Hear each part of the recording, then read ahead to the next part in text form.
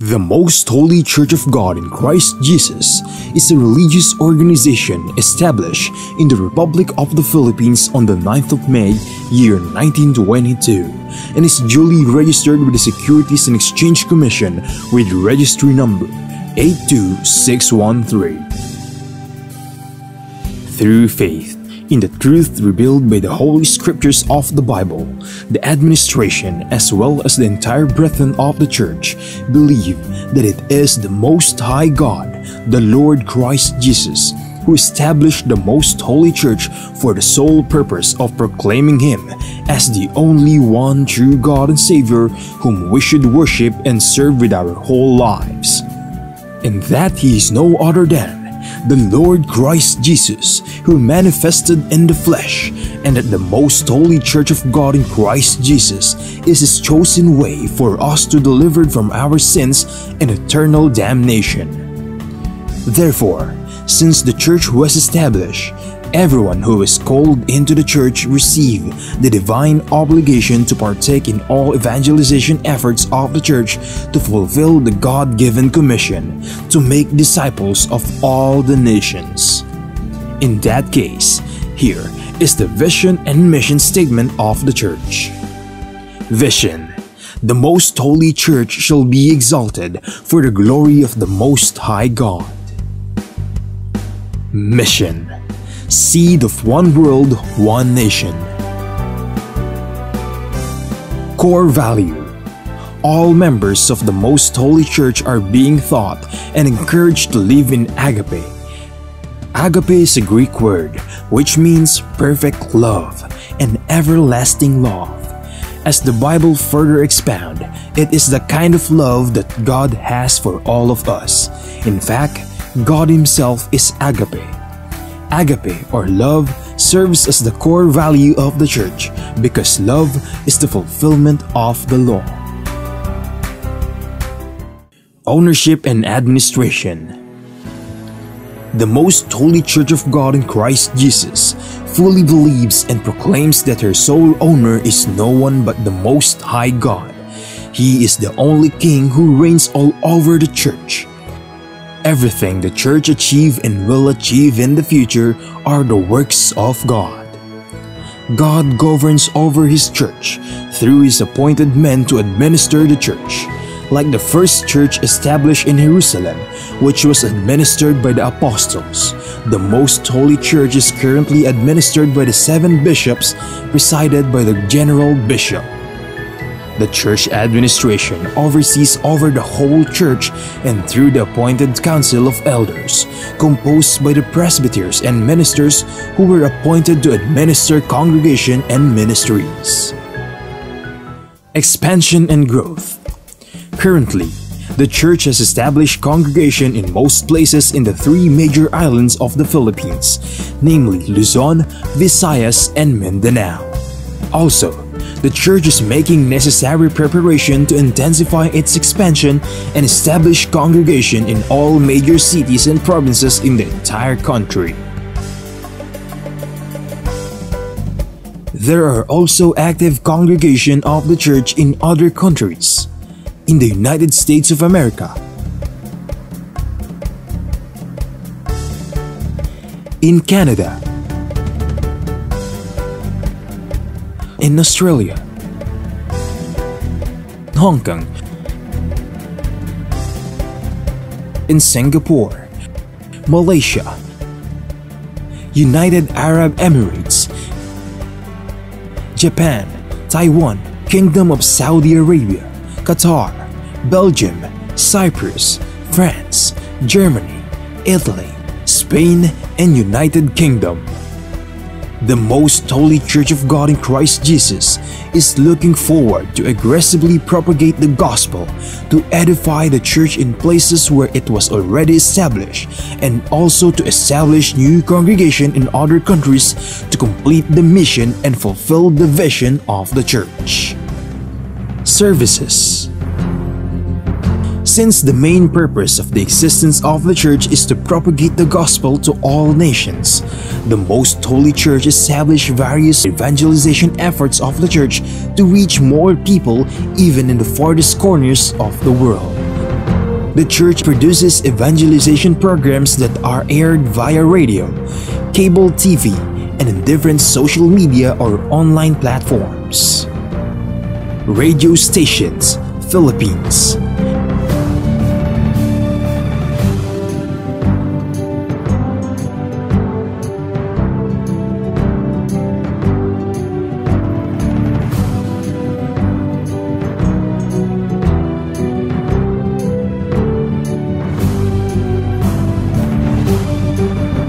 Cable TV channels.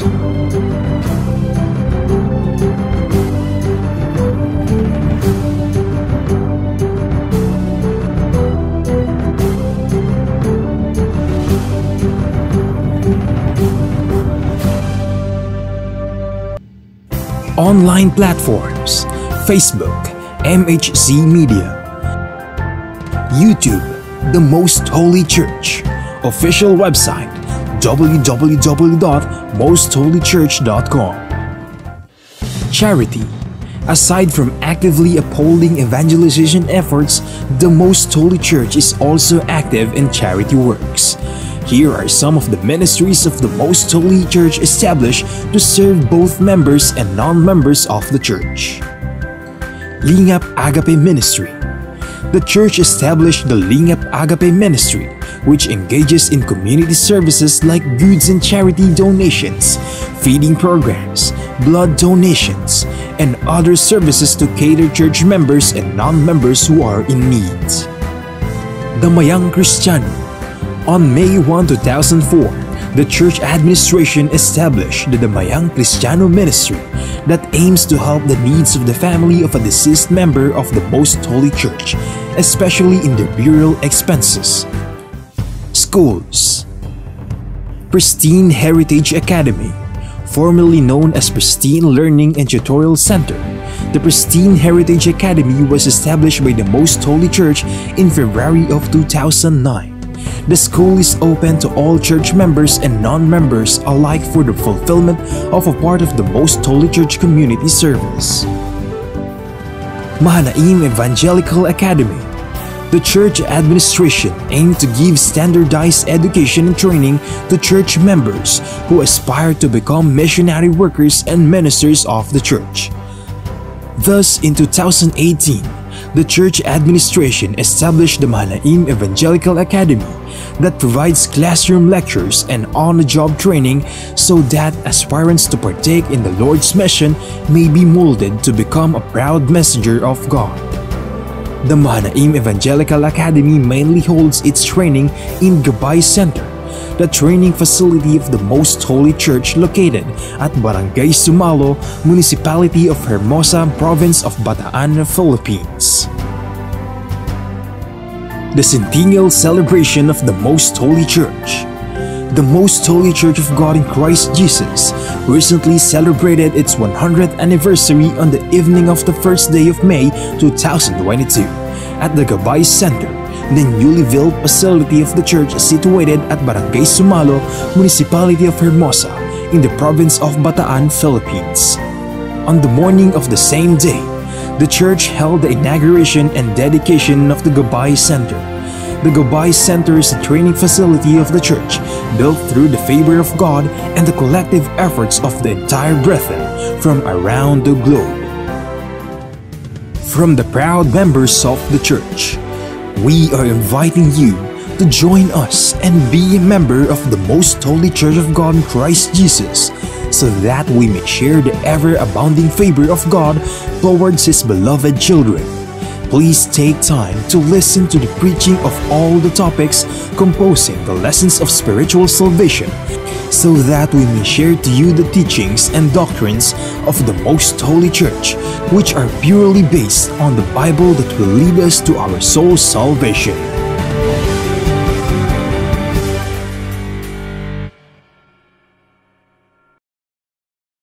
To know more about the church, you may visit our website at www.mostholychurch.com, or you may reach us through telephone number 6302-8255-6949.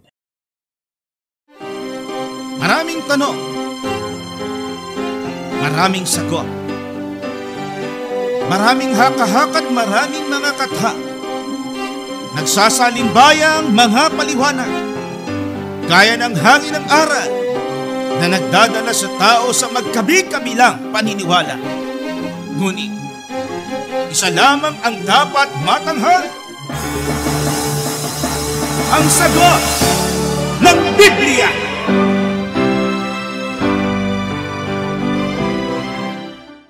Gaya po ng inyong narinig, mga giliw naming taga-subaybay, sa palatuntunang ito na ang kabanal-banalan, ang bahagi pong ito ng ating programa, ay pinamagatan po natin ang sagot ng Biblia. Welcome po mga mahal naming mga taga-subaybay at mga tagapakinig, tagapanood, mga subscribers po namin dito po sa ating portion na pinamagatang ang sagot ng Biblia. Sumasa ito pong muli ang programang itong ang Kabanal-Banalan, at ngayon ay nandito na po tayo sa question and answer portion, at na kung saan ay binibigyan daan po natin ang mga katanungang ipinapadala po sa ating programa via our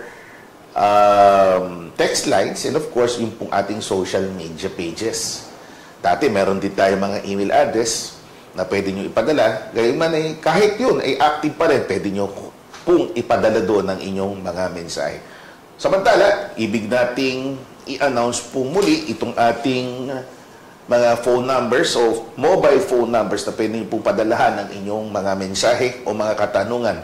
0927-140-3782, 0927-140-3782, 0909-555-5009, 0909-555-5009, 0991-419-2027, 0991-419-2027. Pwede ho kayo bumisita sa ating pong website, www.mostholychurch.com, at gaya ng binanggit ko nga po kanina, ito naman po ang ating mga social media pages.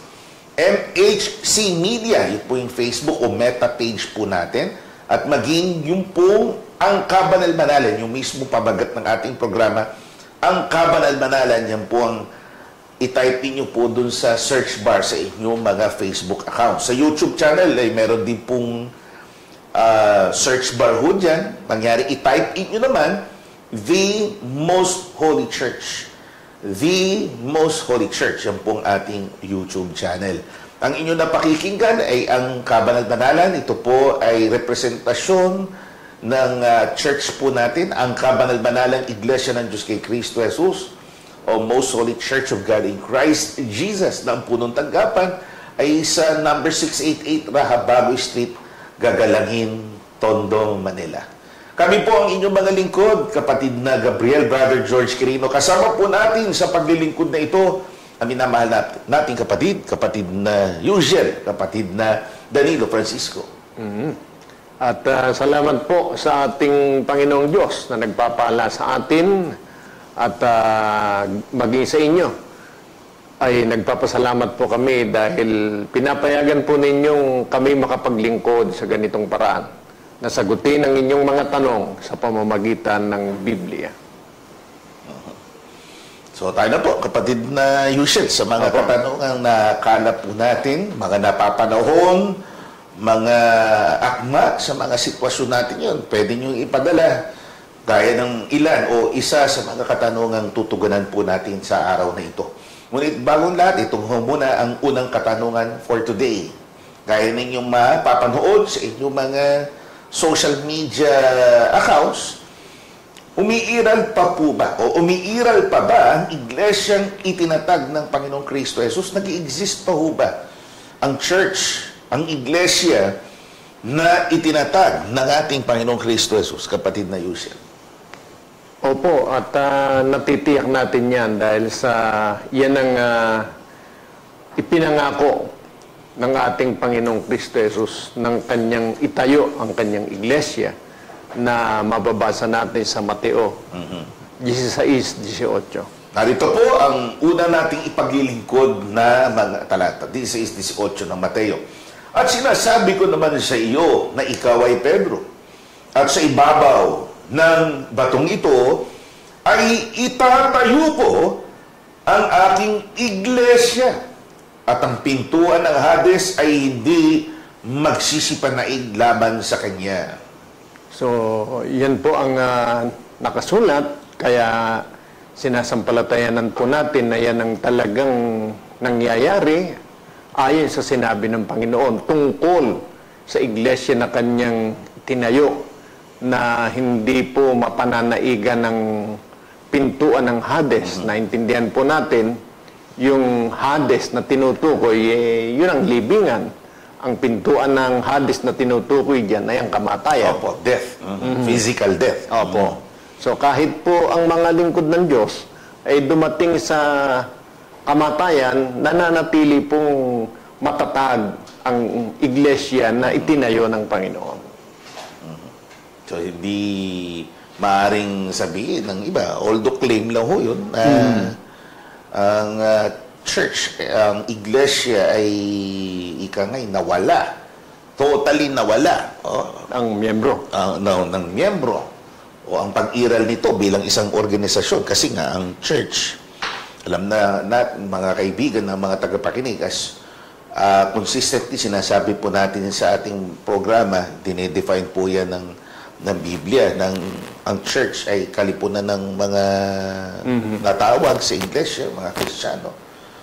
At ang contention nga ng iba, sa pagtakbo ng panahon na yun na tinatag ng ating Panginoong Jesus ang church o ang iglesia, ito ba ay nakaranas nga ng pagkawala? Ika nga, nawala ba ito talaga sa kaalaman ng tao? Sabi ho, siyempre, lilinawin po yan ng ating pagdalakay.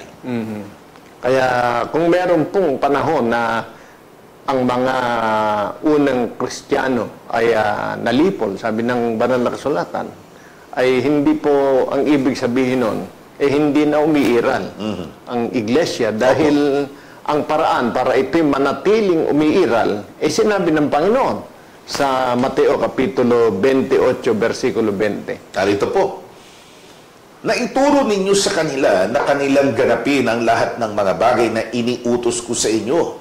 At narito, ako'y sumasa inyong palagi hanggang sa katapusan ng sanlibutan.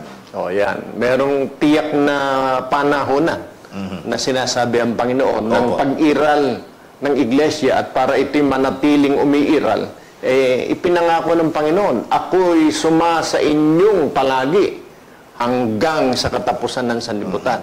Hindi pa naman po natatapos ang sanlibutan, kaya hindi pwedeng masira ang salitang iyan ng ating Panginoon.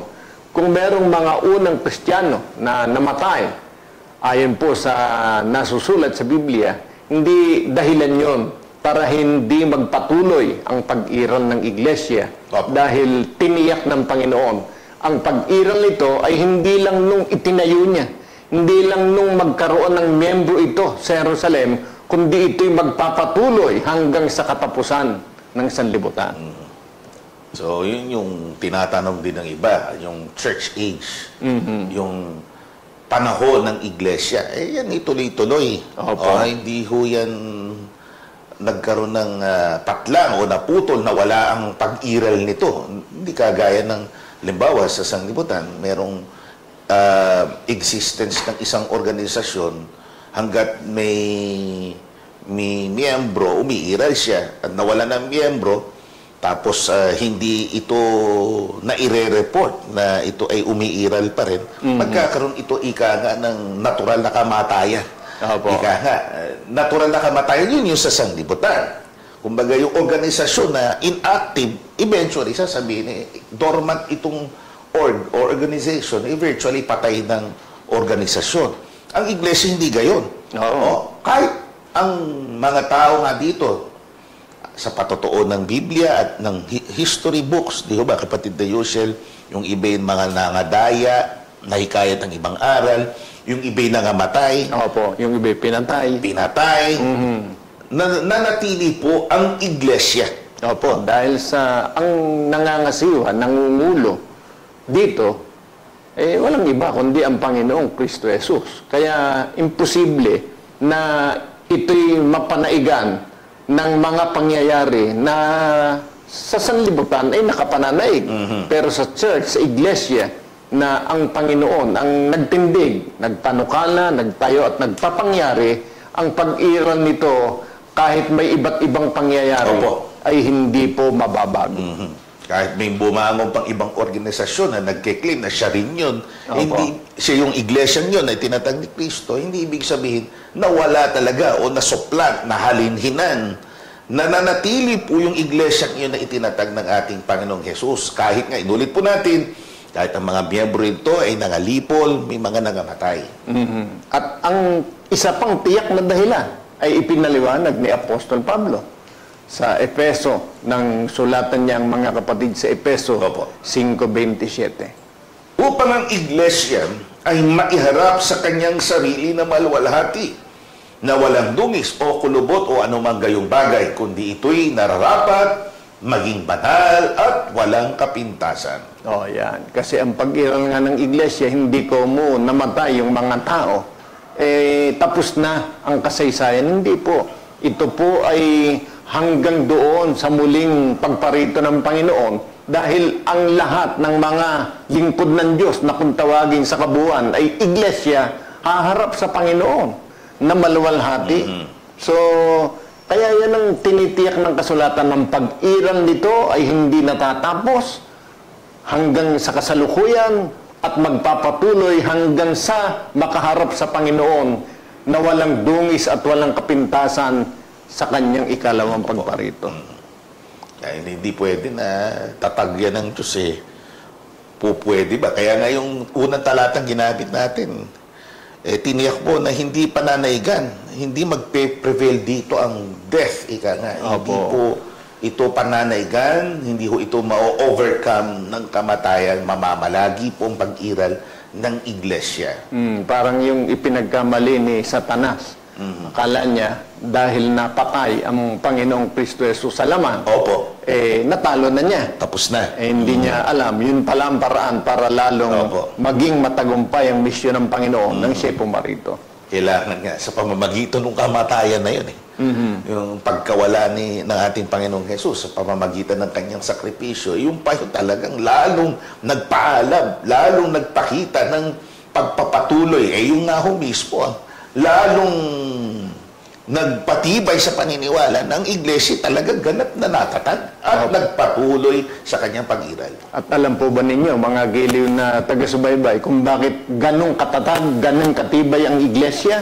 Pinaliwanag po yan ni Apostol Pablo.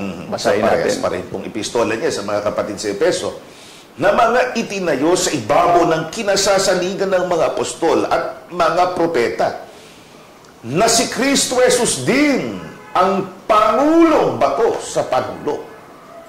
Tuloy natin sa 22. Na sa Kanya'y itinayo naman kayo upang maging tahanan ng Diyos sa Espiritu. Yan. Yung iglesia, sabi ni Apostol Pablo, yan kayo. Yan yung mga tao na nakatayo sa ibabaw ng bato. Ng batong yaon, si Kristo. Meron pa bang mas matibay na saligan sa Panginoong Kristo Jesus? Kaya kung matibay ang saligan, tiyak na tiyak po na ito'y hindi maibubuwal ng anuman na isipin ng tao o ng sino man na paraan para maibuwal o mapigil ang pag-iral nito. Kaya ito po'y nananatiling nakatindig, nagkakamaliman sa kaisipan ang marami na inaakalang ito'y napagtagumpayan ng mga pag-uusig. Pero sa katotohanan po, yun ay bahagi ng sinabi ng Diyos. Kahit mangyari ang kamatayan, nananatili ang pag-iral ng iglesia na kanyang itinayo dahil yun ay bahagi upang makaharap sa kanyang pagparito ang lahat ng lingkod ng Diyos na sakdal, walang dungis, walang kapintasan. So, klaro po tayo dyan. Yan ang church. Contrary sa popular belief na may nangyari, na wala, etc. Hindi po. Yan po nagpapatuloy yan, ang church o ang iglesia. Opo. Ang sagot ng Biblia. Salamat po.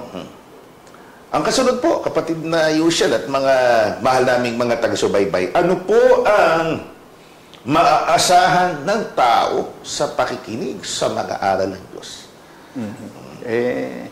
Napakaganda po ng katanungan yan. At yan tinitiyak ni Apostol Pablo kung ano ang maaasahan. Mababasa po natin sa Roma 10:17. Kaya ang pananampalataya ay nanggagaling sa pakikinig. At ang pakikinig ay sa pamamagitan ng salita ni Kristo. O yan, pagka po tayo'y nakinig sa aral, sa salita ng Panginoong Kristo Jesus, magkakaroon po tayo ng pananampalataya. Hindi tayo maaaring magkaroon ng pananampalataya na ang pakikinggan natin ay mga chismis o mga kasiraan ng ating kapwa.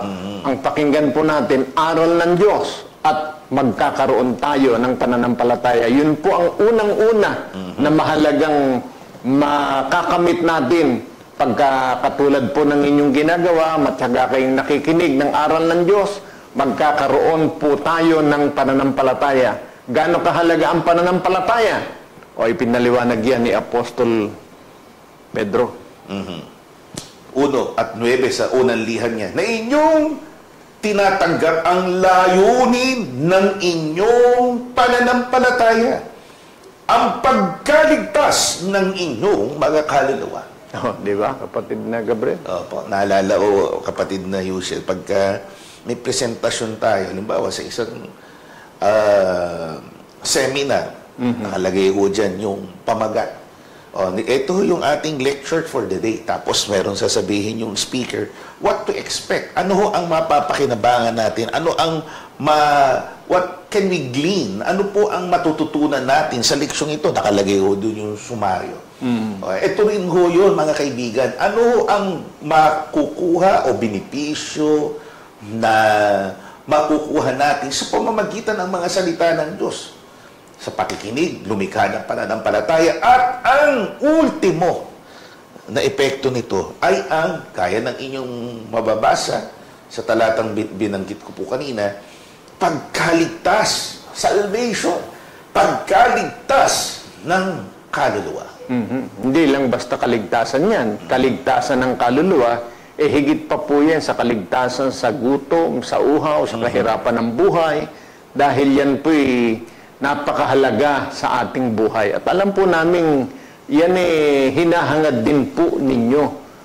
Kaya kung nais talaga natin na magkaroon ng tiyak na kaligtasan ng ating kaluluwa, huwag po kayong magsasawa na makinig ng mga aral ng Diyos. Talagang pagbulayan po natin ito hanggang sa umusbong sa ating puso ang pananampalataya na magdadala po sa atin sa tiyak na direksyon, na ang direksyong tinatahak po natin ay ang pagkaligtas ng ating mga kaluluwa. Kaya paano mangyayari yan na makakamit natin sa pamamagitan ng pananampalataya ang pagkaligtas ng ating kaluluwa? Si Santiago po naman bilang apostol ang nagpaliwanag niyan. Sa kanyang pangkalahatang liya, may binanggit niya ito. 1 at 21. Kaya ihiwalay ninyo ang lahat na karumihan at ang pag-apaw ng kasamaan. At tanggapin ninyo na may kaamuan ang salitang itinanim na makapagliligtas ng inyong mga kaluluwa. Yan. Yan ang talagang gagawa para po kuminsan, sabi ng iba, nako, maganda yung aral nyo, kaya lang di ko kayang gawin yan. Masarap magsugal Masarap magmura. Masarap na gawin yung bawal, sabi ng iba. Pero alam po ninyo, kahit yun ang katwiran ng maraming tao, sa patuloy po na pagbubulay sa mga aral ng Diyos, ang aral po ng Diyos ang hihikayat sa Kanya, sa atin, para unti-unting iwan yung mga hindi tama sa ating buhay. Maalala ko, kapatid na Yusel, yan ho kasi yung ultimong epekto yung benepisyo nga. Bukod doon dyan, siyempre, sinasabi ng ibang mga ngaral, pagka binabasa natin ng mga salita ng Diyos, ito lumilikha sa atin ng kabutihang asal, kagandahan, pagiging maayos na sa pakikipagkapwa-tao. In other words, ang tawag ko dyan, lumilikha ng values sa atin. Opo. Yun, tama. Wasto talaga yung tama. Yun, nababasa natin sa Biblia. Nagpapabago sa tao. Pero higit sa lahat, ngayon no-offer natin, pagka tayo po ay nagtatayo ng lokalidad sa isang lugar, yun sinasabi natin sa mga nasa barangay, we are here to help. Kami po ay kasama sa paglikha ng magandang kultura ho dito, sa pagtataguyod, pag-promote ng maayos na mga mamamayan, law-abiding citizens. Kasi yun yung tinuturo sa Biblia. Ngunit higit sa lahat, more than anything else, higit po sa mga values na itinuturo ng Biblia, ang importante maintindihan natin, yung kaligtasan ng ating kaluluwa. Yung kaligtasan tinutukoy talaga, yung makalaya ka na doon sa tila nakagapos sa iyong kamay para sa paggawa ng masama, sa iyong kaisipan para hindi ka na nag-iisip ng masama sa iyong kapwa, sa pagsasalita ng masama. Yung mga bagay na kailangan makalaya ka doon. Ang paraan lang po doon, tanggapin natin na kailangan talaga nating sundin yung mga aral ng ating Panginoon. Kaya napaka-importante po niyan. Hindi na natin naawitin yung awit na gusto kong bumait. Ngunit di ko magawa. Kahit po yung hari ng sablay, nasabi yung isang hari daw siya ng sablay. Napag-aalata ho ng konti yung... Ngayon ho kasi, kapatid na Yusel, yung... hindi ho sa awit, kundi yung toxic culture ho ngayon. Yung toxic yung masyadong... nakalilikha ng galit, ng puot ang tao sa panonood, pakikinig sa samot-saring mga self-styled na mga vloggers, halimbawa. Kasi ngayon, dati, limitado lang sa radyo, sa telebisyon, kung ano yung nagsasalita, yun lang nakaka-impluwensya. Ngayon, may mga sinusundang mga vloggers, lalo na yung mga political vloggers na kung saan nakikita natin, nagtatanim ng malaking paggagalit sa puso ng tao. Natututong humatol sa kanyang kapwa. Yun, mapaghatol, judgmental, mapaghinala, maraming ibinibintang. Di ba? Yan yung toxicity na nakikita natin. Ika nga sa katawan natin. Lason yung toxins kaya minsan kailangan nating maglinis ng ating katawan. May pinapainom sa ating mga natural na mga gamot o kaya natural na inumin para ma-cleanse sa toxins ang ating katawan. This time, ang alok ng Biblia ay ang paglilinis naman ng ating spiritual well-being, ang ating kaluluwa, ng ultimate nga na benepisyo. Sabi nyo, na Yusel, kaligtasan ng ating mga kaluluwa. At sigurado tayo, hindi lugi ang ating mga taga-subaybay dyan. Kundi pagka po ang ating kaluluwa, natiyak natin ang kaligtasan, makikinabang din po ang katawan natin ito. Kasi, halimbawa, naging mabuting tao tayo, naiwanan natin, o natakasan natin yung mga hindi tamang ugali, hindi tamang buhay. Siyempre po, kahit tayo bilang tao, mabubuhay tayong payapa, hindi tayo palaaway, hindi tayo gagawa ng masama. Hindi lang kaluluwa, pati katawan natin. Totoo yan. Kahit medisina, yung sinasabi nyo, na sumasang-ayon sa pananaw na yan. Kasi yung galit, may epekto yan sa kalusugan ng tao. Kung hindi ka magagalitin, siyempre, hindi ka high blood. Wala bawas yung threat mo, yung panganib mo sa cardiovascular diseases. Dahil payapa ka, na hindi ka nagpapadala sa galit, yung inaalok ng banal na kasulatan o ng salita ng Diyos. Kaya sana po makita natin ito at wag nating tingnan maliit, kundi tingnan nating napakalaki, napakahalaga ng pakinabang na inyo pong nakakamit sa patuloy na pagsubaybay sa programang ito upang mapakinggan ang mga aral ng Diyos.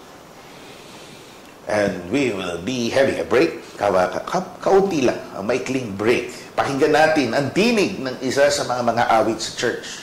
Singers from the church. Si kapatid na Eliazar from Malolos City, Bulacan. Si kapatid na Israel Santos. Digin natin ang kanyang awitin at ang ilang detalye tungkol sa kanyang awit. Ang pamagat po ng aking likhawit ay ito na ang panahon, ngayon na ang araw.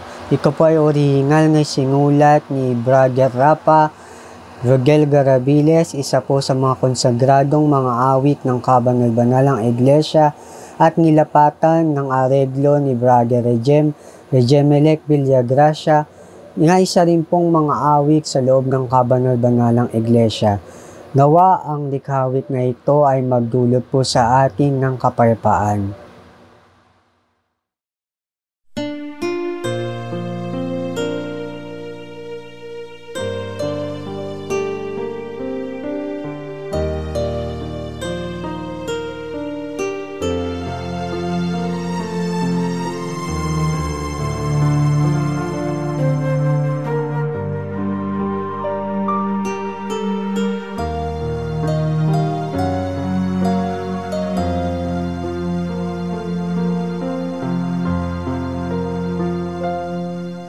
Sa mundo ay ating ihasik ang ebanghelyo ng langit.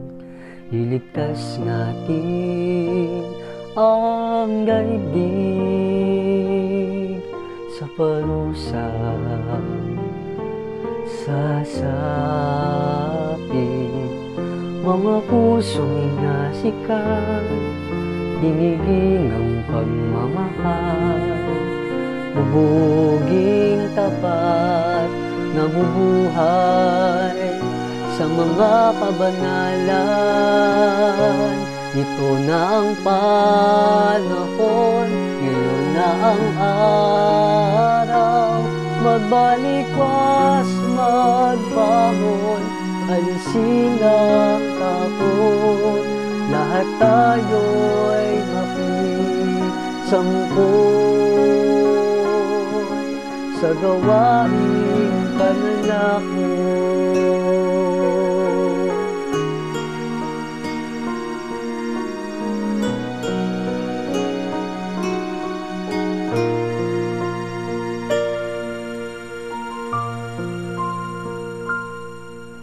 Sa mundo ay ating ihasik ang ebanghelyo ng langit.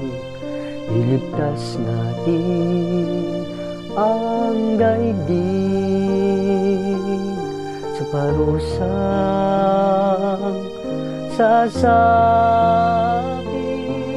mga pusong inasikan, diligin ang pagmamahal, hubuging tapat, nabubuhay para nga kabanalan.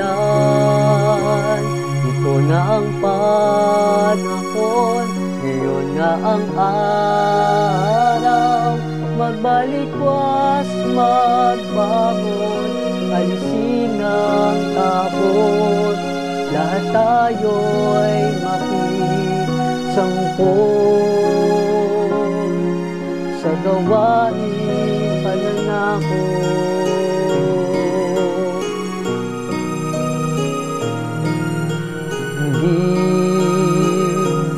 Ang sigaw ng mga kaluluwa ng pagmamakaawa, lingapin sila, bigyan ng pag-asa, dalhin sa iglesia, ibig ng Ama. Ito na ang panahon, ngayon na ang araw, magbalik-was, magbangon, alisin ang takot. Ngayon na ang panahon, ngayon na ang araw, magbalik-was, magbangon, alisin ang takot, lahat tayo'y makisangkot sa gawaing pananakot.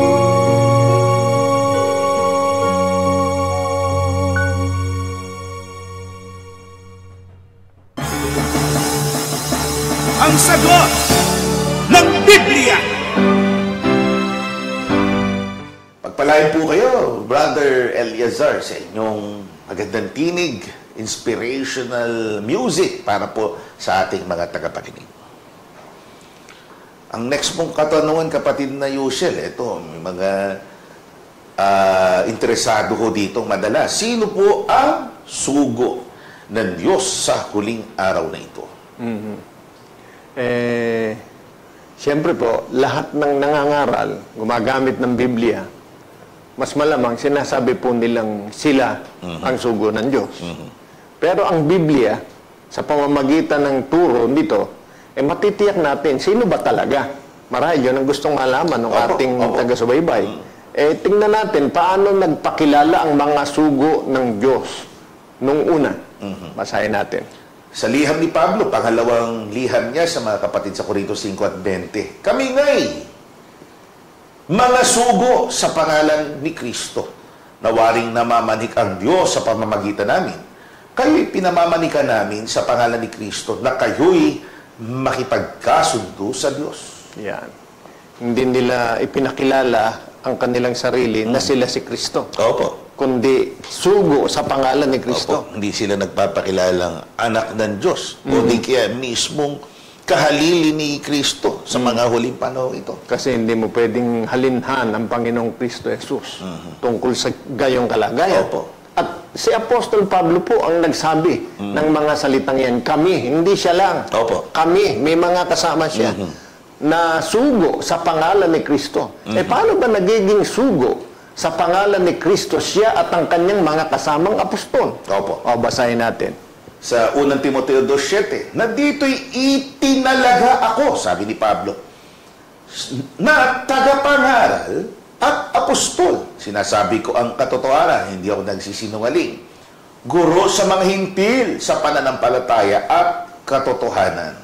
Yan ay maliwanag. Hindi siya nagsisinungaling, hindi siya nagyayabang. Ang sinasabi niya, katotohanan. Hindi lang para sa kanya, kundi maging sa kanyang mga kasamang apostol. Ano ang kanyang paliwanag? Tagapangaral siya na itinalaga. Kailan niya nasabi yan? Hindi po nung panahon na siya nasa relihiyon ng mga Hudyo. Opo. Pagaman siya matalinong tao, mahusay na magsalita, at talagang kinikilala. At kung ang pag-uusapan, pagbasa ng mga kasulatan, alam niya na yon, hindi pa man siya apostol. Opo. Pero yung kanyang pagiging sugo, na sinabi niyang kami, mga sugo, ikinlaim niya yon nung siya apostol na. Opo. At sabi niya, itinalaga kami. Itinalaga tungkol doon. At kailan niya natanggap yung pagkakatalagang yun nung siya maging apostol. Opo. Saan ba siya naging apostol, kapatid na Gabriel? Alam natin, sa ulit-ulit na pangungusap po sa palatuntunan ito, natawag po siya sa church o sa iglesia. Basahin natin para makita ng ating mga taga-subaybay. Hindi lang siya, Opo. pati yung mga kasama niya. Opo. 2:28 ng unang Korinto. At ang Diyos ay naglagay ng ilan sa iglesia. Una-unay, mga apostol. Ikalaway mga propeta, ikatloy mga guro, saka mga himala, saka mga kaloob na pagpapagaling, mga pagtulong, mga pamamahala, at iba't ibang mga wika. Di ba? Patid na Gabriel. Doon pa lang nakalagay. Na sa iglesia, hindi po na italaga, tapos saka lang nagkaroon ng iglesia. May gano'n na claim, na ako sugo, tapos saka nagkaroon ng iglesia. Ito ho, may umiiral na iglesia, yung tinalaki natin kanina, yung itinatag ni Kristo. Opo. Yung church established by Christ Jesus Himself. At nang umiiral na iglesia, doon naglagay ng sugo ng mga kinatawan, ng mga tagapangaral, ng mga apostol, kagaya ni Apostol Pablo. Kaya nakakagulat pagka po halimbawa meron kayong mga nadidinig na mga ngaral na nagsasabi, hindi kailangan ng iglesia. Paano po siyang nagkaroon ng karapatan sa pangangaral?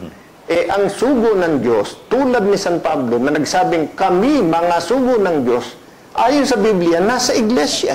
Hindi pwedeng ihiwalay ng nagpapakilalang sugo, na siya'y sugo ng Diyos, kung sasabihin niya na siya'y hindi kailangan ng iglesia.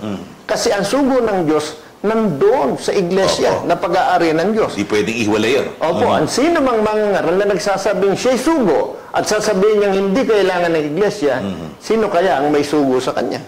Yun ang hindi natin masagot. Pero kung sugo ng Diyos ang pag-uusapan, siguradong nasa Opo. iglesia. At ang pamamaraan, sabi nga yung sa unang talata kanina, namamanhik, Opo. hindi nananakot, hindi nakikipagkumpetensya sa gobyerno. Opo.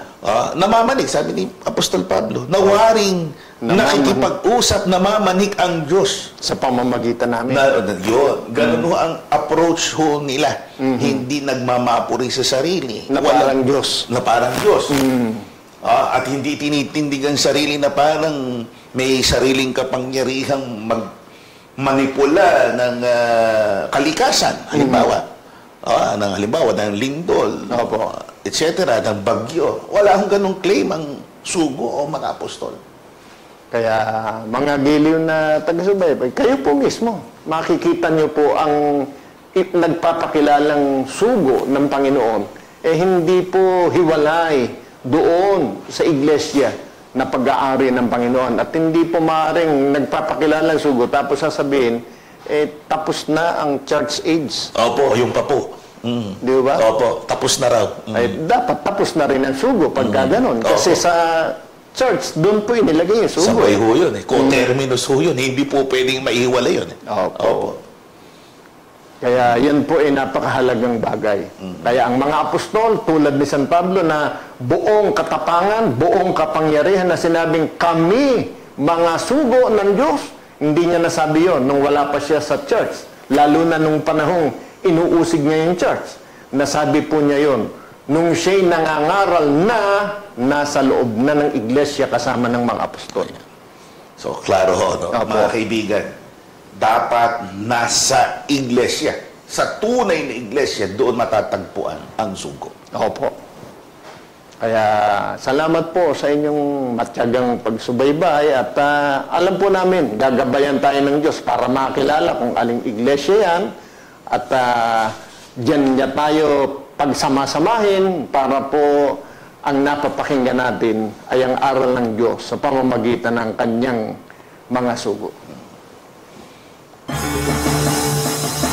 Ang sagot ng Biblia. Kapatid na Yusel, bakit nga ba maraming hindi nakakakilala sa Diyos? Bagay, yan talagang alam ng marami. Maraming hindi nakakakilala, marami ding hindi kumikilala sa Diyos. Ang paliwanag po ni Apostol Pablo, ukol dyan ay mababasa natin. Ito po sa Saling Tagalog Popular Version ng Korinto 1:20. Ano ang kabuluhan ngayon ng marunong, ng mga eskriba, ng mahuhusay na debatista sa daigdig na ito? Ipinakikilala ng Diyos na ang karunungan ng sanglibutan ito ay kamangmangan. Sapagkat ayon sa karunungan ng Diyos, hindi niya itinulot na siya'y makilala ng tao sa pamamagitan ng karunungan ng sanglibutan ito. Sa halip, minarapat niyang ang mga nananalig sa kanya'y iligtas sa pamamagitan ng mabuting balita na aming ipinangangaral, ngunit ipinapalagay naman ng sanglibutan na isang kahangalan.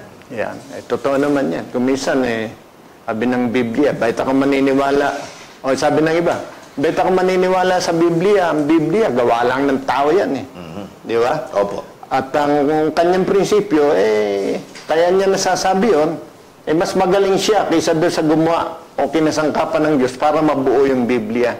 Nananalig siya sa kanyang sariling pagsasaliksik, sa kanyang sariling karunungan, kakayanan, kaya dahil doon, walang batayan para siya magkaroon ng matibay na pagkilala sa Panginoon. Kasi para ang tao kumilala sa Diyos, kailangang nakabatay sa Biblia yung kanyang pagkilala. Pero kung ang Biblia hindi kinikilala ng tao at nakasalig sa kanyang sariling nalalaman, karunungan, hindi po talaga kikilala sa Biblia at hindi niya makikilala kung sino ang Diyos. Opo. Yun ho yung paliwanag ho dyan. Yung mga nagtataka, curious sila, bakit ganon? Kasi ang ginagamit na pamantayan ng tao ay karunungan nila. Opo. Pagka yan ang ginamit ng tao, yung pamantayan, yung parameters ng karunungan o knowledge ng sanglibutan ito, talaga hindi nila mapagkikilala, hindi nila mapagtatanto kung ano o sino talaga ang Diyos. Opo, halimbawa, sa kumikilala sa Diyos at kumikilala sa Biblia, alam nila ang mundo, nilikha ng Diyos. Opo. Sa mga hindi kumikilala sa Diyos, ang alam nila sa mundo, sumipot lang. Parang lumitaw lang na kusa. Parang sa ganun kanyang sarili, nag-exist. Ang ganun mundo, lang. walang gumawa sa kanya. Kahit siya bilang tao, hindi siya naniniwalang Diyos ang lumikha sa kanya. Siguro ang paniwala niya para lang siyang sumulpot na kabuti. Opo. Ganon ang tingin. Opo. Singaw. Payag po ba kayo doon? Meron namang nagsasabi, yung matagal nang pinaniniwala ng iba na galing sa unggoy, ako hindi ako payag doon, na Gabriel. Whether payag ko kayo o hindi, wala ko kahit to science, they cannot tell with 100% na kasiguraduhan o garantiya na we really evolved from apes. We have resembled, may resemblance tayo ng kaunti. Na sinasabi nila may evolution daw ang tao, kaya sa kasalukuyan. Kung totoo yan, yung evolution natin, kung totoo yun, pagkatapos natin maging tao. For the sake of argument, dapat mayroong evolution pang nangyayari ngayon sa atin. May kakaiba pa. Ang tanging nakikita nating evolusyon, pagbabago ng pag-uugali, pagkatuto natin sa dating pamumuhay, na ganito tayo, tapos habang tumatagal, yung mga sumusunod na generasyon, they're learning from the history, nag-a-adjust ngayon ng tao, pero nananatili yung itsura basically natin. Bilang we tao. can speak, we have our own culture, hindi tayo, may sarili tayong wika. Yung wika talaga na establisado, hindi gaya ng hayop, gaya ng primates, na narinig natin is just plain tunog ng hayop na sila lang nagkakaintindihan. Wala akong establisado na pangungusap gaya ng ginagawa natin. Opo. Kaya yan sinasabi ng Biblia. Kaya yan ang dahilan kung bakit maraming hindi naniniwala o nakakakilala sa Diyos.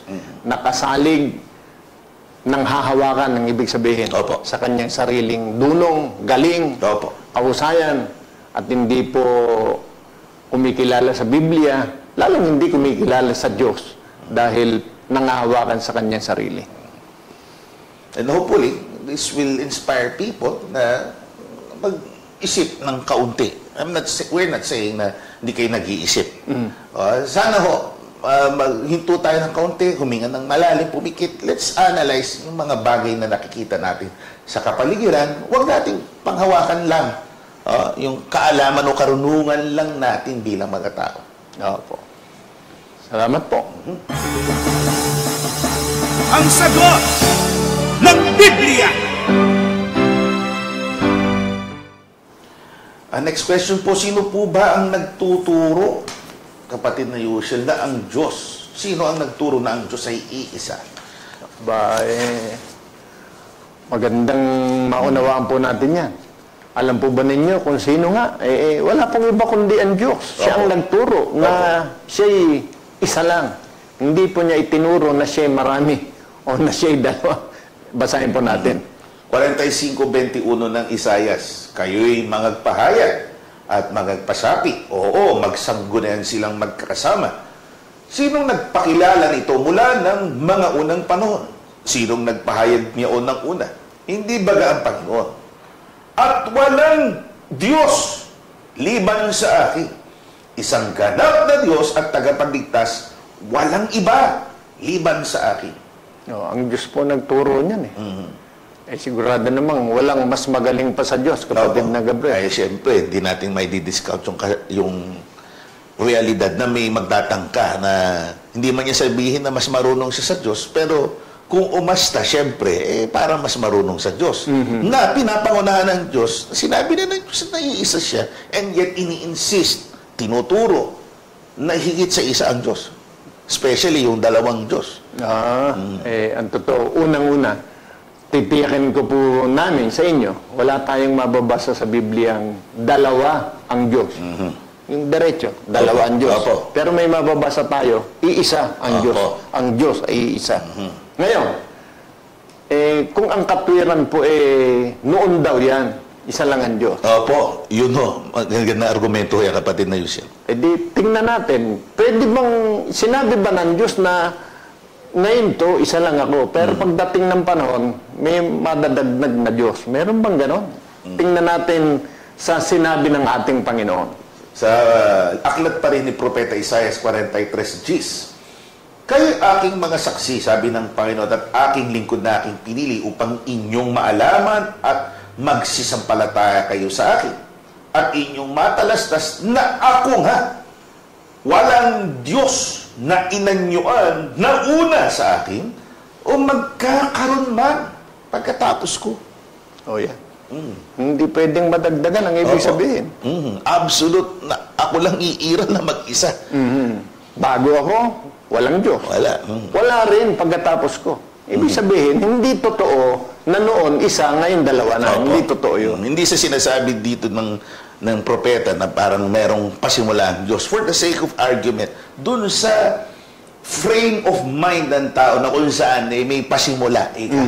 Sa kung doon sa inyong imahinasyon na may pasimula ang Diyos, o sige, kung may pasimula ang Diyos, walang mauuna sa kanyang umiral sa pag-iral niya. And sa kanyang self-existence, walang susunod na Diyos pagkatapos niya.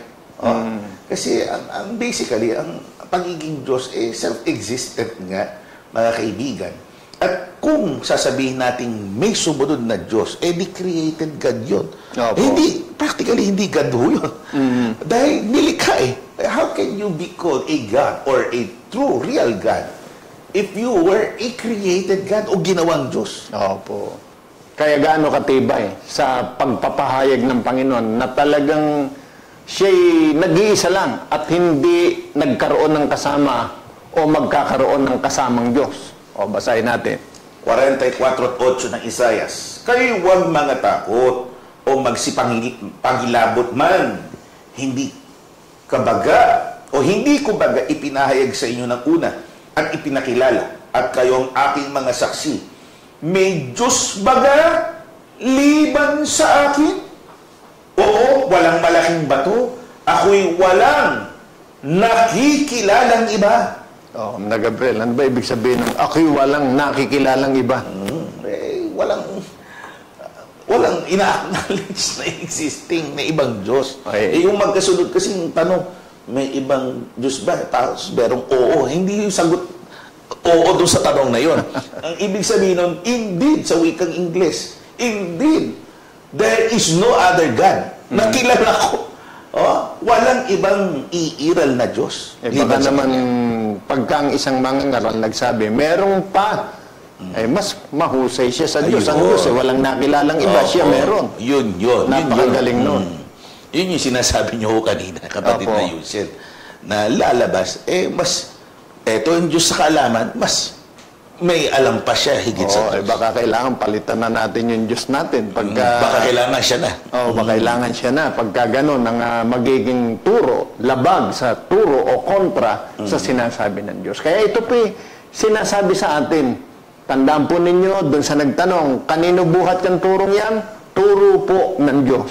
Pagka iba sa turong ito, ay hindi na turo ng Diyos yun. Hindi natin dapat sundin, hindi natin dapat kilalanin. Ngayon, nung pumarito ba ang Panginoong Kristo Jesus, na bago ba yung turong yan? Na iisa lang ang Diyos? Pakinggan natin sa panahong umiral na kung saan ay nandun ang ating Panginoong Jesus. Marcos 12:29. Sumagot si Jesus, ang Pangulo ay, pakinggan mo, O Israel, ang Panginoon nating Diyos, ang Panginoon ay iisa.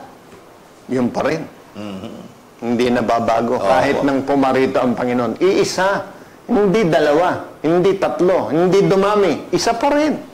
Kahit na merong magkakaibang kaisipan na dumadating sa tao, may iba't ibang unawang kinahuhulugan ng tao, nananatili po, iisa pa rin ang Diyos.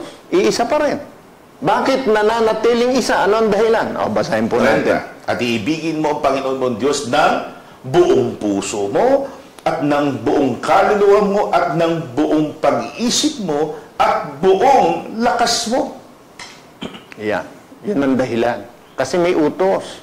Ibigin mo ang Diyos ng buong puso, buong kaluluwa, buong pag-iisip, buong lakas. Paano natin magagawang buong puso, buong lakas, buong pag-iisip na ibigin ng Diyos kung ang Diyos ay dalawa o higit pa sa isa? Hindi buo yun. Mahahati. Kailangan i-proportionate mo. May kinikilala kang ibang Diyos. Kailangan hatiin mo yung attention mo. So, lalabag na dito sa utos na ito na buo, whole. When we say whole, 100% attention, adoration, worship sa isa lang. Kaya kung gusto po natin, mga giliw na taga-subaybay, makasunod sa utos ng Diyos na pangunahin, na ibigin ng Diyos, buong puso, buong kaluluwa, huwag po tayong patatangay sa turo na ang Diyos ay higit sa isa. Ang ingatan nating prinsipyo, paninindigan, pananampalataya, isa lang po ang Diyos. Yan ang paraan para masunod natin ang pangunahing utos na ibigin natin ang Diyos ng buong puso, buong kaluluwa, buong pag-iisip, at buong lakas. Pati po yung utos na sa Panginoon mong Diyos, sasamba ka, siya lang ang iyong paglilingkuran. Magagawa lang natin yan pag isa lang ang Diyos na ating kinikilala. Pero pag dalawa ang Diyos, ay hindi nyo magagawa yung pagsamba sa isang Diyos lang. So, very clear po yan, no? Mga kaibigan, no? So, sa iba na, ang tanong ko kasi ganito ang konteksto, kapatid na Yusef. Hangang-hanga po sila doon sa paliwanag ng isang yumao na raw na pastor. Hindi naman natin pinipigilan yun, yung kanilang paghanga. Na kesyo makatotohanan ng kanyang mga pangungusap dahil yun daw yung mga sinabi niya, sinaysay niya nung malapit na siyang mamatay. Ang totoo, bago pa ho siya mamatay, sinasabi niya na po ito. So, irrelevant po na sabihin natin, totoo yung sinasabi niya kasi malapit na siya mamatay. That holds true in our judicial system na kung saan pagka malapit ng mamatay, binibigyan ng timbang yung pangungusap ng naghihingalo. Nagtitestimonyo siya kahit na nalagutan ng hininga, sasabihin kikilalanin ng huwes, ng judge, yung sinabi nung naghihingalo at that time at namatay nga eventually. Sinasabi na iba, ito nga si ganitong pastor. Inulit po natin, before pa siya nagkaroon ng health issue, matagal niya na turo yan, na higit sa isa. Dalawa, in fact, it appears merong senior, may junior God, sa kanyang doktrina. Nasa sa kanya po yun. Kung kayo po'y nananatili sa paghanga sa kanya, pinahahawakan niyo yung katwiran na hindi siya nagsisinungaling dahil malapit nang siyang mamatay, nasa sa inyo po yun. Kami po yung nasa Biblia lang. At kung panghawakan po natin kung ano yung nasa Biblia, alam po ba ninyo kung gaano kahalaga yan? Basahin po natin. Tuloy natin. Tuloy-tuloy natin, 32 hanggang 34 ng Marcos 12. Sinabi sa kanya ng iskriba, sa katotohanan, Guro, ay mabuti ang pagkasabi mo na siya'y iisa at wala ng iba liban sa kanya. At nang makita ni Jesus na siya'y sumagot na may katalinuhan, ay sinabi niya sa kanya, hindi ka malayo sa karin ng Diyos. At walang tao pagkatapos noon na nangahas na tumanong pa sa kanya ng anumang tanong. Yan, napakalinaw.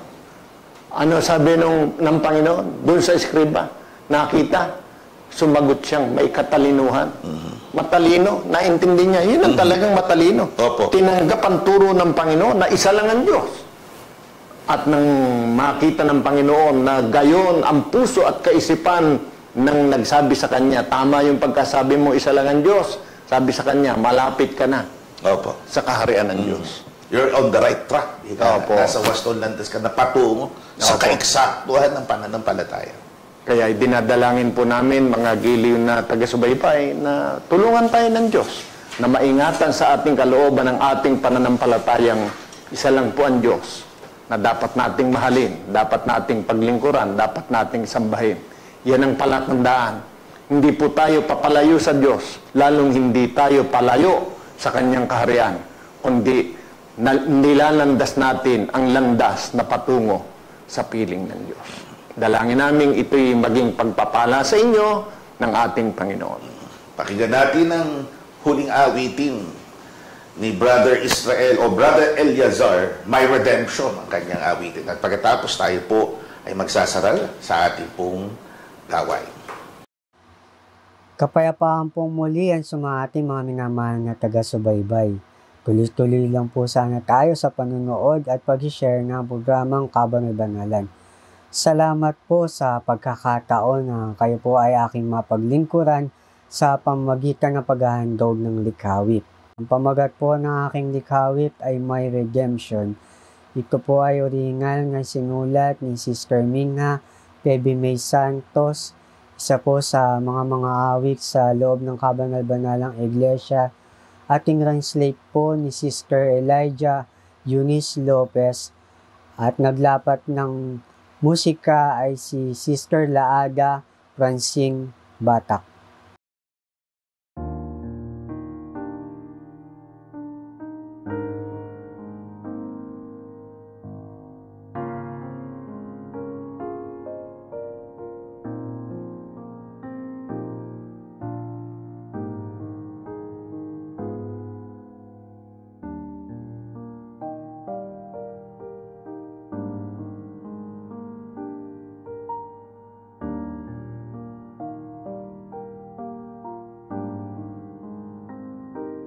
I was once living wickedly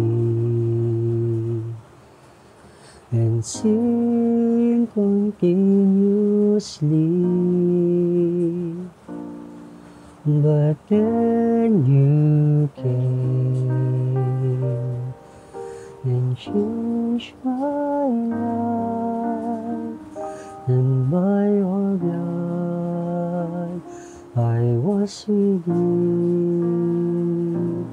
I was once living wickedly and sin continuously, but then you came and changed my life, and by your blood I was redeemed. You manifested in flesh and atoned for my sin. Through the cross you bore my iniquities. By your wounds and stripes I was saved. I give thanks to you, O Lord, for you saved me with your precious blood. I offer you my praises, for I have been forgiven.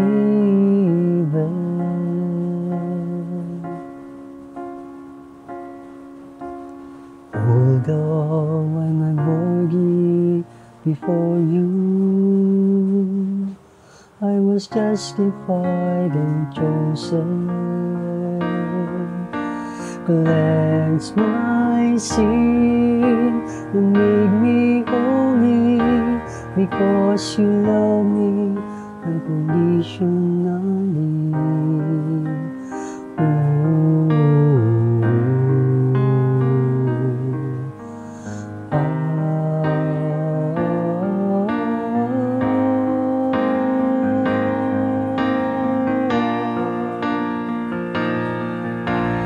You, O Lord, is a great God, and you showed your greatness through your everlasting love.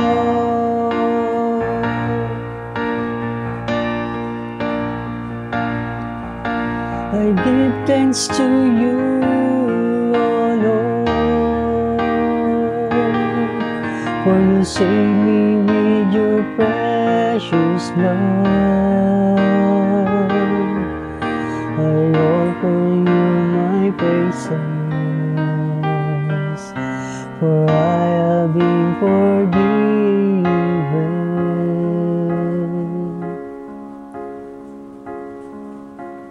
Although I'm unworthy before you, I was justified and chosen. Cleanse my sin and make me holy, because you love me unconditionally.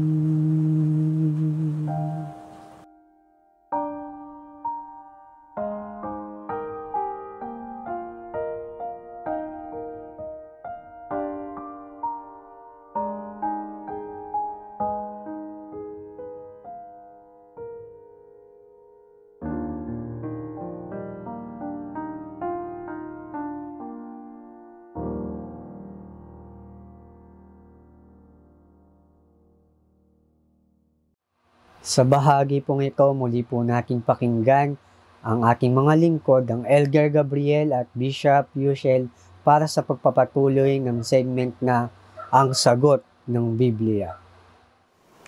Sa pagkakataon pong ito ay salamat sa ating kapatid. Napakabiyaya ng kanyang awit. Gusto man po namin magpatuloy pa sa pagtugon sa inyong mga katanungan, pansamantala po nating ihihinto. At darako po tayo sa kasunod na bahagi nito, ang pagdulog sa Panginoon, para po sa ating mga kapatid, sa inyo po na mga taga-subaybay namin, ukol po sa iba't ibang kahilingan, sa paggaling sa karamdaman, sa mga suliranin, at sa iba pang mga bagay na kailangan nating idulog sa Panginoon. At pangungunahan po tayo ng ating minamahal, ginagalang, kapatid na Gabriel. Tayo po'y manalangin. Abang Panginoon namin Diyos, kay dakila mo sa amin at ikaw ay tunay na nagpaparanas sa aming mga buhay. Opo. Sa aming mga kalungkutan ay inaaliw mo kami ng banal mong Espiritu. Sa aming kaligayahan, naramdaman namin ang iyong presensya. Opo. At ngayon ay malapit kami sa iyo ng tangi. Una ay pagpapasalamat sa pagkakataon binigay mo sa amin na kami po ay muling nakapagtalakay, nakapag-aralan sa iyo sa pamamagitan ng pakinig sa palatuntunan ito, sa pagbasa ng mga aral o mga salita mo na matatagpuan sa iyong kasulatan o amang hari. Bukod dito ay inilalapit namin sa iyo ang aming mga sarili. Lalo-lalo na silang mga nagdarahop, silang mga nangangailangan ng iyong pagkalinga, ng iyong kapangyarihan ng pagpapagaling, ng patuloy mo na pagpapala sa kanila. Opo. O Diyos, ikaw ang tanging kinikilala nila o naming mga magkakapatid na nasa kapangyarihan upang bigyan kami at biyayaan kami ng mga pangangailangan namin sa araw-araw. Amen. Mga hari, kung kami man ay nakararanas ng ganitong mga sitwasyon, naniniwala kami na ikaw ang may sagot. Nasa sa iyong kamay ang katugunan sa lahat ng aming mga pangangailangan. Amen. Palakasin mo ang aming mga lupang katawan. Alimin mo kami sa mga panahon ng aming kalungkutan. Sa mga sandali na kinakarap namin na tila hindi namin kinakaya. Alalayan mo kami sa aming mga kahinaan. Papagtagumpayin mo kami sa aming mga nasain, lalong-lalo na sa pagtataguyod ng aming paglilingkod sa iyo, sa iyong kabanal-banalang iglesia. Amen. Lalahanin mo ang mga kasangkapan na nangangampanya at tataguyin nitong palatuntunan sa pamumunan ng obispong pangkalahatang inilagay mo sa aming unahan, ang aming MPHL na ngayon ay sinusugo mo rin sa iba't ibang dako ng mundo. Patubayan mo siya, bigyan ng kalakasan at pagtagumpayin sa kanyang nasaing, makapag-establish pa, makahikayat ng mga kaluluwa sa ibayong dagat, ng mga lalaki at babae na magbabalik loob sa iyo at tatawag sa iyong kabanal-banalang iglesia. Daragdag ang mga labi na magbibigay pugay at pupuwi sa iyong kabanal-banalang pangalan. Amen. Kakatiwalang lubos kaming mga magkakapatid na ang pagpapalay sa amin, ang tinig na ito ay hindi malilimita sa tinig dito lamang sa apat na sulok ng silid na ito, kundi mananatili o ito'y mananaig hanggang doon sa aming mga tagapakinig, hanggang doon sa ninanasa mong marating ng iyong mga aral. Magiging tunay ng pagpapala ito sa kanila, sapagkat ito'y aming dalangin sa ngalan mong Kristo Jesus na aming Diyos at aming tagapagligtas. Amen. Maraming salamat po sa inyong patuloy na pagtangkilik. Makaasa po kayo sa muli naming pagbabalik. Every day, meron po tayong mga programs in the morning, especially sa gabi din. Mornings, meron tayong iba't ibang mga platforms gaya ng podcast style sa Instagram na ating pong tinatanghal at maging sa iba't ibang platforms po. Pero ito, ang Sagot ng Biblia, ang Kabanat-Banalan ay inyong patuloy na masusubaybayan every Saturday sa Kiss FM 95.1, every Sunday naman sa DWBL sa bandang hapon naman po. Kami po, ang inyong mga lingkod at kapatid na Gabriel. Kapatid na Yusef. Ang panalangin po naming magkakapatid sa Kabanat-Banalang Iglesia ng Diyos kay Kristo Jesus ay Kapwa nawa tayo bantayan ng Panginoon sa ating paghiwalay. Mispa.